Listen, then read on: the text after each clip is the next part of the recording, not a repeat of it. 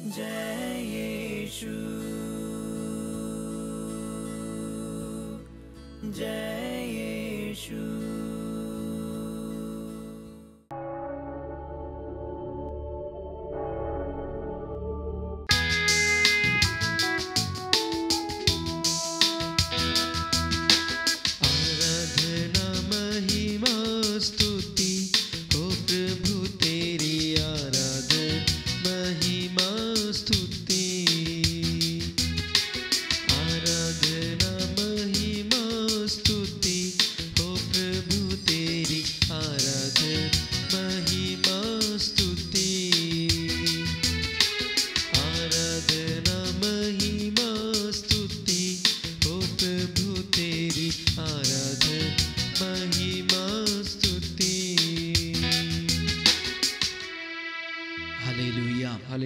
यीशु की स्तुति हो, यीशु की स्तुति हो, यीशु की आराधना हो, यीशु की आराधना। Hallelujah, hallelujah, hallelujah, hallelujah.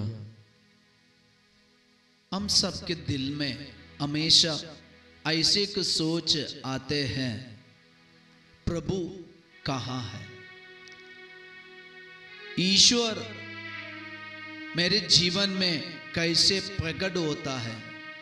कुछ लोगों का सोच या विश्वास ऐसा है, चिन्ह चमत्कार होने से यीशु की उपस्थिति होते हैं।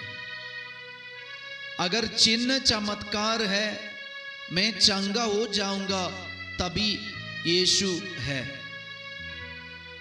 अगर मेरे जीवन में कुछ चमत्कार नहीं होता है तो ईश्वर कहाँ है? यही सवाल में आज बहुत सारे विश्वासी लोग अपना समय बिताते हैं। यीशु का एक इंट्रैक्शन और यीशु का सीधा एक अनुभव हमें नहीं मिलते और इसके चलते कई लोग अदृश्य ईश्वर में विश्वास नहीं कर पाते और लोग सवाल पूछते हैं, ईश्वर है तो कहां?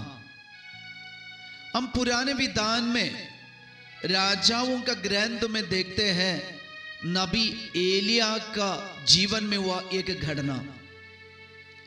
नबी एलिया ईश्वर का दर्शन पाने के लिए, ईश्वर से मिलने के लिए वे हेरोब पर्वत के पास पहुंच गए। तब नबी एक गुफा में बैठे हैं और ईश्वर का दर्शन के लिए, ईश्वर से मिलने के लिए नबी प्रार्थना में समय बिताते। एक बार ईश्वर नबी के पास आए और नबी से ऐसे सवाल उठाया, तुम यहां क्या कर रहे हो? तू यहां क्यों? नबी ने ईश्वर से कई जवाब दिए। विश्वमंडल के प्रभु ईश्वर के लिए उत्साह के कारण मैं यहां हूं। और आगे वचन के 11 में राजाओं का पहला ग्रंथ चैप्टर 19 वर्स 11, प्रभु ने उनसे कहा, निकल जाओ और पर्वत पर प्रभु के सामने उपस्थित हो जाओ। तो नबी एलिया ने ईश्वर को नहीं देखा, बस एक आवाज सुनाई दिया और ये स्वर सुनाई देने के कारण अभी नबी पर्वत पर जाते हैं।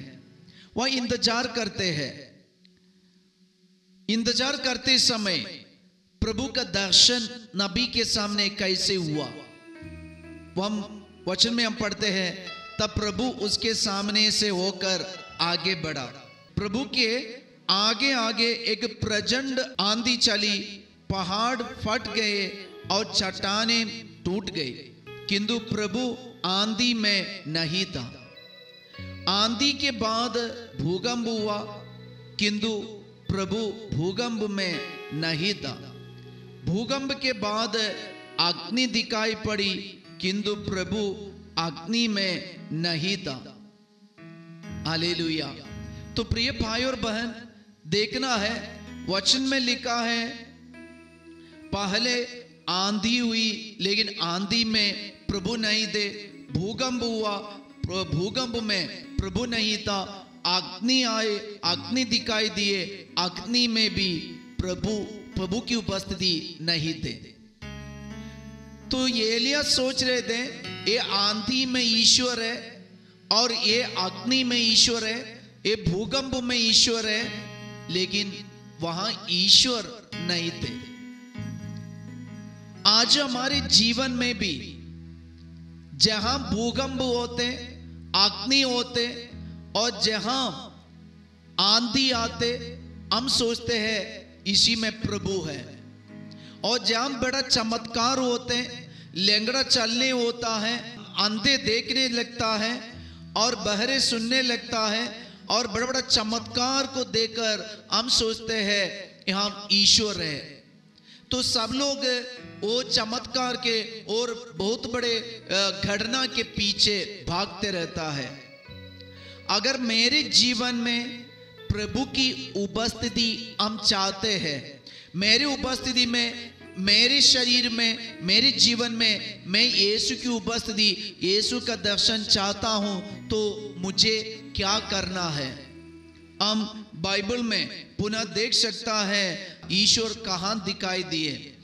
अग्नि के बाद मंद समीर की सरसराहट सुनाई पड़ी। वह वचन में लिखा है अग्नि के बाद मंद समीर की सरसराहट सुनाई पड़ी। इसी में प्रभु की उपस्थिति नबी एलिया ने अनुभव किया। प्रिय भाई और बहन, हम चुप रहने के लिए बाइबल नहीं कहते, लेकिन हम अपने को मौन रखना जरूरी है। अगर हम यीशु की उपस्थिति अनुभव करना चाहते प्रभु के सामने, ये दुनिया के कोलाहल से हटकर और ये दुनिया के भोग विलास से हटकर और हमारे चारों तरफ के लड़ाई झगड़ा से हटकर प्रभु के सामने उपस्थित होना, साइलेंट होना, ये हमारे लिए प्रभु की उपस्थिति अनुभव करने में मदद करेंगे। उसके बदले हम ये कोलाहल में और ये चिल्लाहट में हम भी भाग लेके सोचते हैं ये चमत्कार, वहां चमत्कार हुआ तो वहां भागेंगे, इधर चमत्कार हुआ इधर भागेंगे, और वहां लोग आते हैं बड़ा बड़ा चमत्कार करते तो उधर जाएंगे। यीशु हम अपने जीवन में अनुभव नहीं कर पाएंगे। अगर हम अपने जीवन में यीशु को अनुभव करना चाहते, हम अपने हृदय मन प्रभु के सामने खोल के रखना, मौन रहना, वहां यीशु की उपस्थिति हम अनुभव कर पाएंगे जैसे नबी ने अनुभव किया। आइए हम अपने हाथों को जोड़े, प्रभु का आशीर्वाद ग्रहण करें।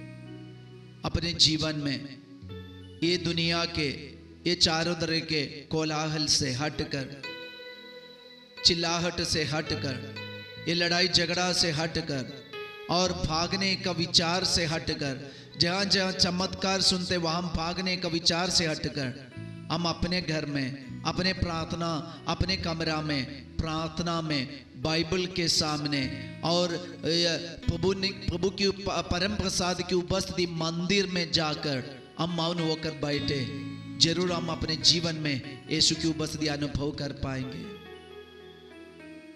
हम प्रभु का आशीर्वाद ग्रहण करें। पवित्र परम प्रसाद की आराधना हो, स्तुति हो, महिमा हो सदा सर्वदा, सदा सर्वदा।